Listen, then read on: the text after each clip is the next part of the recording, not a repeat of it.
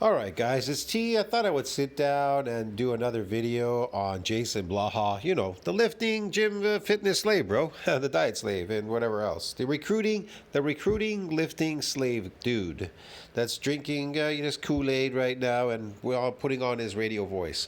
So yeah, let's review this video that JasonBlaha just popped up. Blaha says, what is training to failure and how can we benefit from it? Okay, I'd love to hear this. Video for you guys and gals. Let me get a sip of my water first. Here we go. Get my radio voice going and let's talk about this. So when it Well, that ain't sumo, that's for sure. Arizona tea. That's Kool-Aid, dude. comes to the topic of failure, we're talking about muscle failure, training failure. Yes. Blaha has failed on so many levels. Yes, definitely. He's the foremost expert on failure. If you want to know about failure, just, come to Blaha's channel. He'll feed you a lot of stuff on failure and how to fail. He wants you to fail because he's failed in life. He's failed at lifting. He's failed at creating this bod, so he calls it dad bod, whatever, because that's all failure, bro. The clients and everything, it's just pure failure. Let's work to failure because we're failures. Ah. In the gym, which we know getting relatively close to it is important for muscle growth. Right? There's good data on this. There's good research on it. It is important to muscle growth to go to failure. You mean muscle damage? You failed so you could get muscle damage? Man, it's not going to happen if you're adapted, even if you eke out that exercise to failure. It's very specific to get that damage to come back because it's resilient from further assaults, like it says everywhere in NCBI. They tell you. They repeat it so many times, it gives me a headache listening to those fucking PubMed and NCBI shit. Everything on eccentric exercise, everything is eccentric. Man, they don't give a shit about concentric. Why? Why don't they? Because it's not based on natural strength. I'll explain this. You want to increase your natural strength, but if you focus too much in a deficit where you're adapted, then it'll take on a life of its own. You'll become better at lifting something because your body doesn't want to put on muscle. It wants to carry you through a famine. So it doesn't want you to create more natural strength through muscle fibers, accumulating more muscle fibers, and then of course the muscle mass part too. That's another part.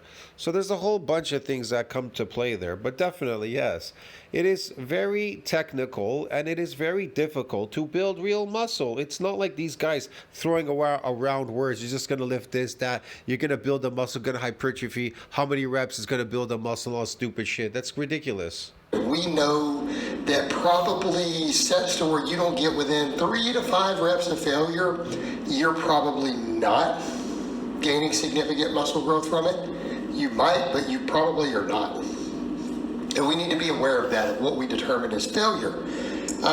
Furthermore, we do need to realize that going beyond failure probably doesn't. What is this going beyond failure? Stimulate much, if any, additional muscle growth. So when people do this other stuff, well, I can do more reps if I do that. I mean, does it stimulate more muscle damage? No, it may possibly. It depends. If you're unadapted or unaccustomed to doing that, that could help in that time frame. You understand me? Look, I've known people to come in and literally do one set for each body part, but that one set would be like 80 repetitions, between 60 to 80 repetitions, and then they would cut short of it. They'd start with the heaviest weight and they try to, not super heavy to the point where they can't manage it, but heavy enough where they can eke out like a number like 60 to 80 repetitions, and then they'd stop, and then they get another weight and do the same thing for other body, the same parts of the shoulder. For example, on the shoulder there's different parts you can move around and do exercises, and so they wouldn't do like 5 sets of 10 or whatever. They simply do an all-out set. That's it. And then they would work on the next set, and then the next one, and then they would leave. And that has a tendency to work for people. You understand me? That has a tendency to work. And then maybe they might come back and they might do 2 sets now for each part, right? Of 60 repetitions or whatever. They might change it up. They might try to figure out how to eke out more doing high repetitions, but lifting a heavy weight. can you row like the entire stack? Let's just say, for example, can you row the entire? I've known people, they could do bench presses like 235 something, and they could do it for like 50 times or 40 times. Well, if you could do that, that would be amazing too. See what I mean? The higher the repetition, the more muscle damage there shall be incurred by the muscle. And it'll even build another fiber on top of the ones where it's repairing and remodeling. You're probably not doing anything.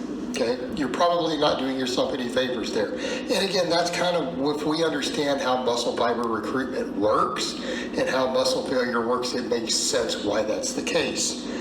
Muscle fiber recruiting. You're recruiting it to do what? To lift heavier. That's another type of adaptation. That is a separate adaptation based on motor units and CNS and whatever, nervous system and all that. And these androgen receptors, they accumulate and then your molecules bind to them. The more you force that for force production, the more of these androgen receptors are able to accumulate, they widen, you get more of them, they attach to the muscle fibers so that the molecules have somewhere to bind, giving you maximum force production.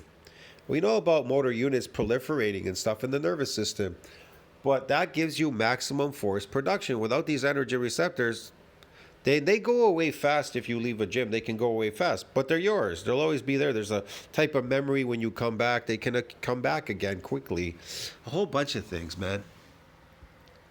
But when we're talking about training to failure, getting as close to failure as you possibly can on a set-for-set basis probably elicits the most muscle growth. So in other words, just to give you guys a simple explanation. Then why isn't anybody growing in the gym?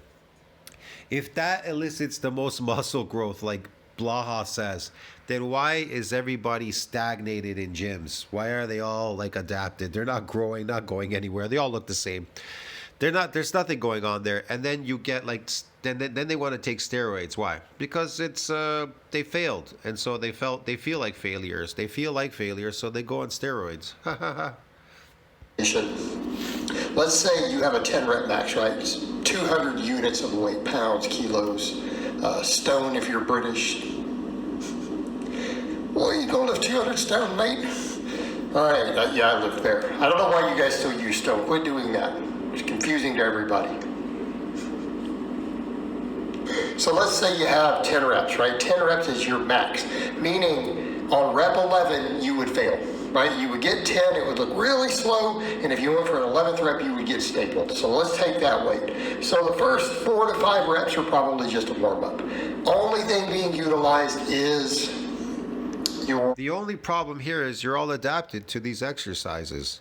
So no matter what you do there, nothing's going to happen. Or endurance fibers. As they get more fatigued, more fast twitch fibers start to get recruited. Actually, that would happen on every rep as we go up. It would go up the chain. So let's get this straight. So as you fatigue, right, you're recruiting more of these type 2 muscle fibers. He used the word fatigue. He didn't say as these muscle fibers were damaging. You're recruiting more type 2. He said fatiguing. That has nothing to do with muscle damage. That has nothing to do with muscle growth. That isn't, I'm coming to the gym to open a window for protein synthesis. Think about this, for example. If, let's say, you're adapted, you're lifting, they say you're opening a window for protein synthesis so you can accumulate these contractile proteins. Okay, that's separate. You're gaining mass on the myofibrillar. You're massing it up. Okay, you go there. What's your job really to do in the gym? What are you looking for to do in the gym? See what I'm trying to explain to you? You want to open a window for what? Protein synthesis, right? Because you want to build some muscle. You just want to get the mass. You don't want to do this damaging, repairing, remodeling. You don't want to go through all that. That's all difficulty for you. So you want to mass up the myofibrillars. Okay, so you want to open a window. So you do like exercises. That's what you do. You exercise, right? You do specific exercises. Now a window is open. You don't have to go gung-ho, go crazy lifting or anything. You just need to open a window for protein synthesis. Okay, now what do? I don't know, head down to your local buffet or whatever and eat like crazy after you open the window of protein synthesis. And guess what? When that protein exceeds that breakdown, the muscle will build up these contractile proteins. There you go. See, you're being in an anabolic growth state. But if you don't do that, you're just skating uphill with your 3 meals or 6 meals a day. That's not going to do it. That's not going to do it. When you get to around, and this is effective rep 3, around rep 6, we start probably getting some muscle growth. Okay, rep 7 is probably better, 8, 9, 10. Now, when you're looking at this on a set for set basis, the closer you get to failure, the better it is. But there are also experts in the field, researchers, PhDs, who do believe that the weight of the evidence suggests that every rep that you get closer to failure is probably a slightly bigger training stimulus than the rep before. So in other words, on your 10 rep max, rep 9 probably causes a hair more growth than rep 8 did on a set per set basis. And that would make sense because we're definitely reaching those highest threshold motor units and muscle fibers, the ones that are most capable of growth. You think of those deep muscle fibers, the fastest twitch ones. They are the ones that have the most potential for growth, and they have the most potential for long-term growth. A lot of your slower twitch fibers, they may stop growing within weeks or months of you first training, and they may not really grow again significantly after that. But even then, some of the studies... Okay, so he said they may not grow. Potentially they're going to grow, they may not grow. Again, you want to grow muscle fibers, the mass on them, protein synthesis needs to exceed that breakdown. Ain't no weight going to grow mass on your myofibrillar. Protein is. And if protein doesn't exceed that breakdown, because there's now a window for breakdown as well in the gym, it's not just a window for, it's not just a window you open for protein synthesis. There's a breakdown now. It's breaking down faster than it's actually building up now. So you need to suppress that as well. That's why I say, me personally, I just think muscle damage is the king of building muscle because it's 2 in 1. You're going to head down to the buffet, going to eat for a couple hours, and you'll be eating all day too. If you put effort into it, you can eat all the time, shutting off the catabolic hormone, converting it to an androgen so it doesn't have to compete with the myocytic androgen receptor, making you anabolic because you're overeating like crazy down at the buffet. Your natural food, it's going to suppress the catabolic hormone.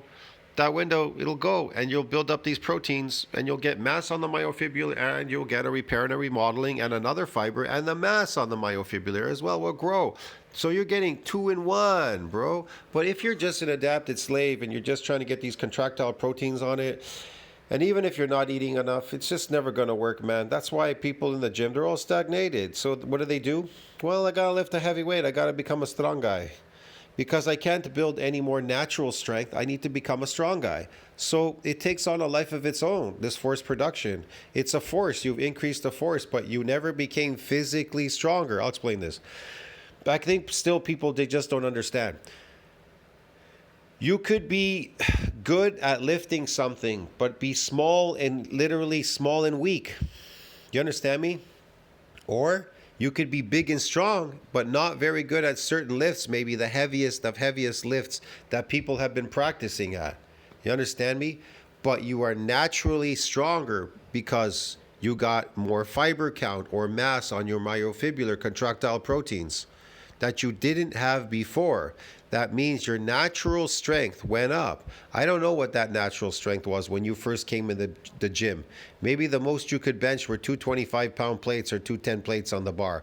I don't know what it was, and I can't tell you what your natural strength would be now. You'd have to go away for such a long time for that force production strength that you accumulated through adaptations will go away, and then you can measure what your natural strength is when you come in the gym and lift a weight without practicing. See what I mean? That's the difference. On those show that they maybe only gain 10% more size in your first few months training, while the fast twitch fibers might gain 50 or 60% more size. And then that gets more and more pronounced the longer you train. So no, it's not. It's not. It's not getting anything. It's not getting jack shit. He's lying. What do we mean by failure? Well, there's going to be 2 types of failure. There's going to be muscle failure and there's going to be Blaha failure. There's going to be muscle failure and what? Going to be technical failure. Oh. And I think we need to differentiate muscle failure and technical failure. I can't wait to hear this. Those, because when we are dealing with really big exercises, technical failure is probably where you want to be or very close to it. Not. Well, what's muscle failure? When you go to perform a rep with the same range of motion and form and it just stops. Example, you're curling. You're curling, you're doing full range of motion, you get to here to the rep, and you have one more, it squeezes, then it comes down, and you try to do another rep, and it just sticks at the bottom.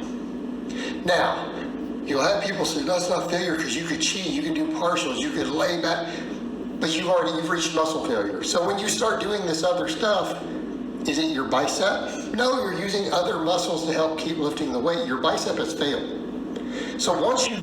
Me personally, I think you should move up in weight. You should move up heavier. You should move up heavier. And you still should be able to manage the weight for high repetition, but whatever. Reached failure, your subsequent reps are probably not going to hit the upper threshold muscle fibers again. They might need 2 or 3 minutes before they can even be recruited again. If you actually hit muscle failure with any of those fibers still fresh enough to activate, you may not be able to recruit them again for a couple minutes. So if you only rest 10 seconds or you cheat on a rep just trying to do the rep, you're not getting those fibers again. You're right back down to the endurance fibers that you started the first few reps with. Whether you're doing partials, whether someone's helping you do forced reps. So you're right back to where you started. Like you're hitting the exact same muscle fibers you got on your warm-up sets. You really are. Even if it feels challenging. Yes, Blaha, if you say so. So that's what we mean by muscle failure. And every rep up until that got closer and closer.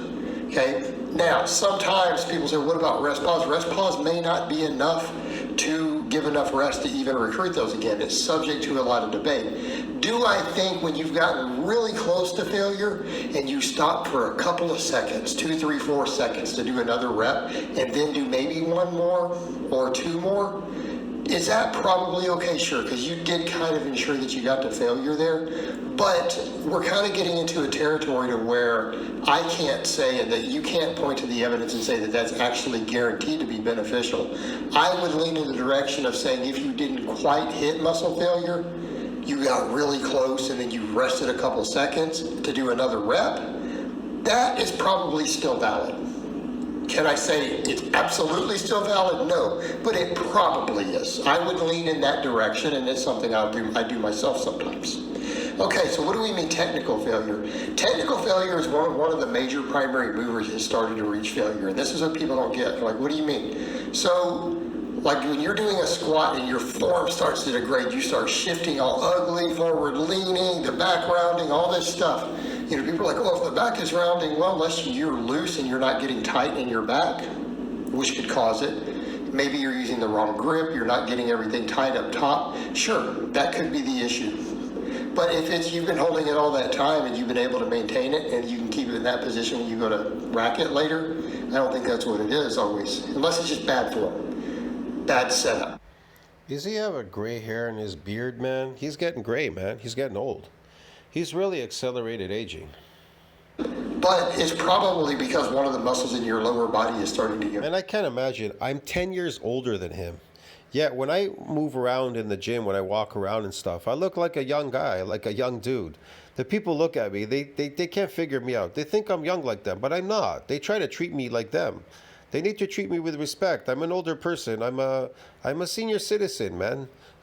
But they're trying to treat me like some guy, like I'm 30 years old or something, lifting with them there in the gym. I'm not. I'm an old guy. You people, you have to stop that, okay? You have to treat me with respect, okay?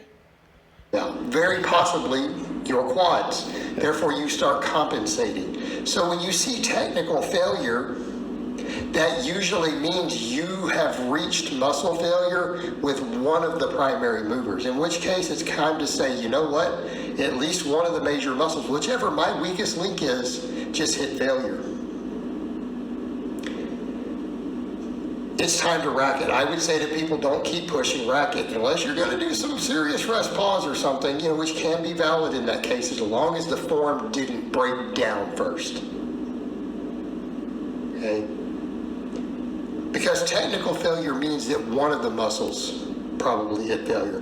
But because it's when we're dealing with big movements, squats, deadlift, bench press, a row, a pull-up, right? These are big exercises. There are multiple muscles involved. There's usually at least 3 major muscles involved in moving the weight. If one of them has reached failure, your form will start to break down. It'll break down bad. because everything else is trying to then compensate on those reps, because it won't necessarily be a heavy weight for you. It's a weight you've done multiple reps with, right? So it's not a true max. It's not like, it's not like you have maxed out. And so you don't see this until you're getting reps in, sometimes on rep 5, sometimes rep 10, whatever. But when you reach that technical failure, it is muscle failure. And people forget that. They're like, no, technical failure, but it is. Your quads or your triceps or something has failed. It is no longer able to get the upper threshold fibers on this higher rep set. You're done. Rack it.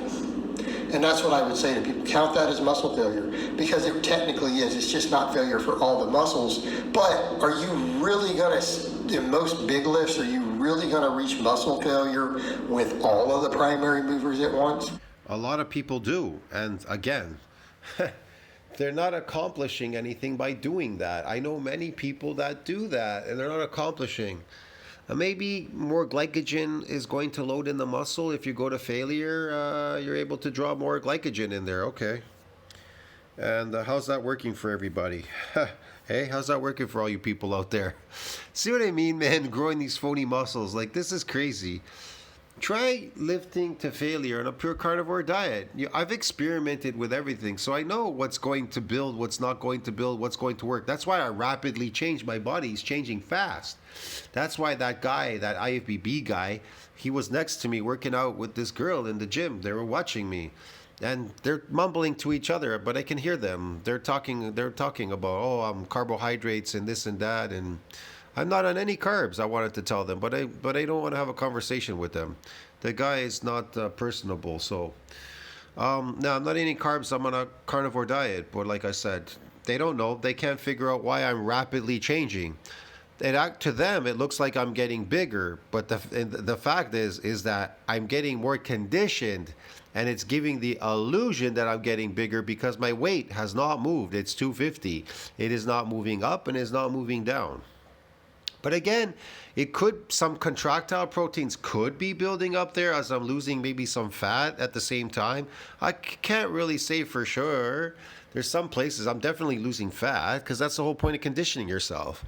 I have to be at a place where I feel comfortable, and then I can start, looking at other avenues, how to build my body, my physique, and also get better at some more force production too. Because I think I want to get good at the OHP again, maybe bench press. I don't know. The problem is with my nerve damage and stenosis, it's very difficult to overcome these obstacles. But I'm trying. I've never given up on anything, man. I messed up my ankle. I got plates in it. It's fucked up, but I've never given up. It's painful to skate, ice skate, with the plates on in there, the metal. Fuck, jeez, it really hurts, man, ice skating. But I don't try to think about it. I just persevere and I push through it, through the pain. I don't care, because I want what I want. Probably not. Okay, probably not. Unless you're getting into some trickery with, some sort of rest pause or force reps or something, then maybe, but it's not necessarily always worth it in that case. That means that whatever those other muscles are, if you want to keep getting them bigger, if you think they have something left, that's where you do the smaller exercises. All right, guys, but that's really all. Okay, if you say so. All I have to say on that today. I hope it's been informative, and I will talk to you guys next time. It was interesting, to say the least. I don't know about informative, but yeah, it was quite interesting for sure, yes. It's just, again, this is more failure. It doesn't work. It's not going to get you anywhere. You could try it maybe for some sarcoplasmic stuff, whatever, if you know what you're doing, but overall, just a waste of time. I'll see you in the next one. Tell us what you think about that. Like, subscribe, support the channel helps the algorithm, friends. I'll see you in the next one. JasonBlaha, crazier than last time.